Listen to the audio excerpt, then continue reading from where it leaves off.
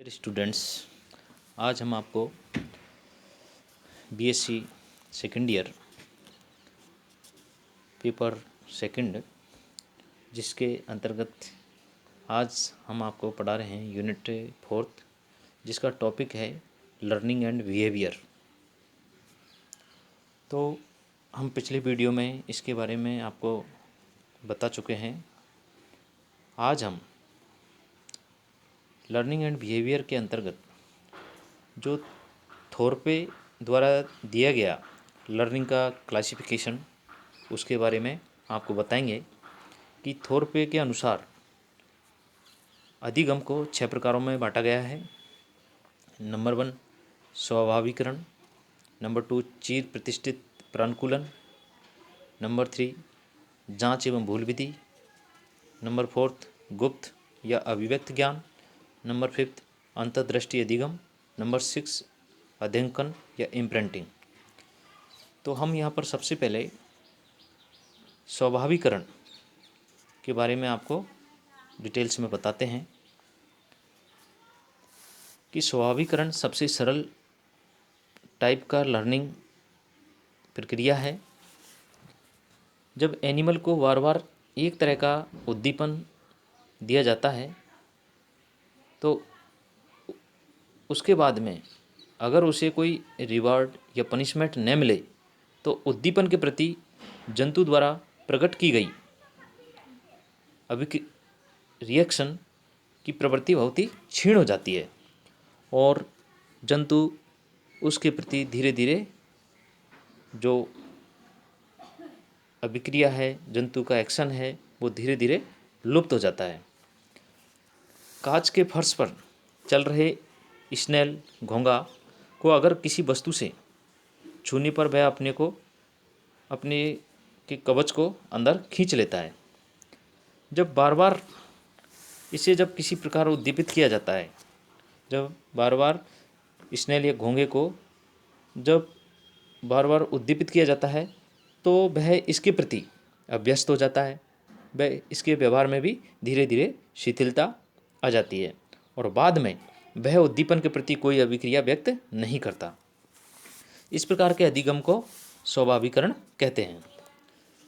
स्वाभाविकरण के बारे में और कई साइंटिस्टों ने बताया है जिसमें थोरपे के अनुसार स्वाभाविकरण वह लर्निंग है जिसमें जंतु में अविशिष्ट उद्दीपन के प्रति व्यक्त अभिक्रिया का आवेग क्षीण हो जाता है, वह उस उद्दीपन के प्रति एनिमल में अनुकूलित हो जाता है। क्लार्क ने स्वाभाविकरण पर निरीज पर कई प्रयोग किए। निरीज समुद्री वर्म है जो कि तल पर बिल बनाकर रहता है और इसका सिर व अग्रभाग बिल से बाहर निकला रहता है। अगर इसको अचानक उद्दीपन दिया जाए तो ये अपना पूरा शरीर बिल में खींच लेता है। ऐसे उद्दीपनों को लगातार देने पर निरीज में इनके प्रति रिएक्शन करने की प्रवृत्ति कम हो जाती है और क्लार्क ने देखा कि उद्दीपन हर आधे मिनट के अंतराल में दिया जाए तो निरीज 40 ट्रायल्स के पश्चात उन उद्दीपनों के प्रति अभ्यस्त हो जाता है। इसी प्रकार का स्वाभाविकरण मकड़ी स्पाइडर में देखने को मिलता है। मकड़ी को जाले में हल्का सा कंपन उसे शिकार के आगमन का एहसास कराता है और वह उद्दीपन की दिशा की ओर गमन करती है। अगर मकड़ी के जाले को बार बार हिलाया जाए या किसी प्रकार से उद्दीपित किया जाए तो मकड़ी उसके प्रति अभ्यस्त हो जाती है, वह रिएक्शन व्यक्त करने में धीरे धीरे कमी दिखाती है। कुछ समय बाद यह क्षमता बिल्कुल ही लुप्त हो जाती है। अगर कुछ समय का अंतराल दे दिया जाए तो मकड़ी में यह क्षमता फिर से वापस प्राप्त हो जाती है और इस प्रकार इन नए उद्दीपनों का समावेशन पुराने उद्दीपनों के साथ किया जाए तो इसे हम पुनः स्वाभाविकरण कहते हैं। और स्वाभाविकरण का एनिमल्स में बहुत महत्वपूर्ण योगदान होता है, स्पेशली कि इसके द्वारा जंतु अपने आप को वातावरण के प्रति अनुकूलित कर लेता है और स्वाभाविकरण प्रोटोजोआ से लेके मैमल्स तक के जंतुओं में पाया जाता है। नंबर 3, शिशु के व्यवहार में भी परिवर्तन स्पेशली में स्वाभाविकरण का बहुत ही महत्वपूर्ण योगदान रहता है। स्वाभाविकरण को टिनबर्गन ने पक्षियों में, बर्ड्स में देखा था और इसको प्रयोग द्वारा प्रदर्शित भी किया कि हॉक्स द्वारा विभिन्न बर्ड्स का शिकार किया जाता है। इन्होंने बताया कि हॉक सिलहाउटर को अगर पक्षियों को दिखाया जाए तो क्या होता है कि इस हॉक सिलहाउटर को देख के पक्षी उड़ जाते हैं, क्योंकि बर्ड्स इस हॉक सिलहाउटर के पंखों के आकार से, पूंछ की लंबाई से, ग्रीवा की लंबाई के आधार पर इसको पहचान लेते हैं। इसके अलावा अब जो दूसरा अधिगम का प्रकार है वो है चीर प्रतिष्ठित प्रानुकूलन या प्रतिबंधित प्रतिवर्ती क्रियाएं, कंडीशनड रिफ्लेक्सेस या क्लासिकल कंडीशनिंग।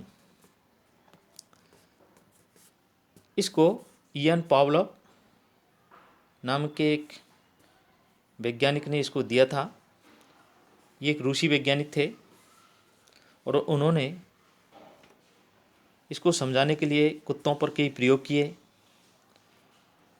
पावलोव को प्रायोगिक मनोविज्ञान के क्षेत्र में बहुत ही प्रमुख कार्य किए और ये एक स्तंभ के रूप में इनको जाना जाता है। पावलोव ने अधिकतर प्रयोग विकसित तंत्रिकीय कार्य की समझने के लिए किए और वर्तमान में इन्हें प्रायोगिकी मनोविज्ञान में, एक्सपेरिमेंटल साइकोलॉजी में रखा जाता है। पावलोव के जो चिर परिचित कुत्ते पर जो प्रयोग किए थे वो लार प्रतिवर्ती के प्रकार के उन्होंने प्रयोग किए थे। इन्होंने अपने प्रयोगों में कुत्ते को सामान्य वातावरण में रखकर मांस का चूर्ण खाने को दिया और उन्होंने देखा कि शीघ्र ही मुख से लार का सिक्रेशन प्रारंभ हो गया और लार की मात्रा को ज्ञात करने के लिए उन्होंने कुत्ते के मुख से होती हुई पतली नलिका लार सिलेवरी डक्ट से जोड़ दी। जब भी कुत्ते को मांस का चूर्ण दिया तो लार का सिक्रेशन होता है और उन्होंने प्रत्येक बार लार की मात्रा को नापा। उसके पश्चात पावलोव ने मांस के चूर्ण देने के पूर्व निश्चित क्रम में घंटी बजाने की प्रक्रिया प्रारंभ कर दी और उन्होंने देखा कि घंटी की आवाज़ सुनने के साथ साथ ही मुख से लार का सिक्रेशन प्रारंभ हो गया, जबकि उसे मांस का चूर्ण दिया ही नहीं गया था। हम आपको और नेक्स्ट वीडियो में इयान पावलोव के कुत्ते के ऊपर जो प्रयोग किए थे उसके बारे में डिटेल्स में बताएंगे।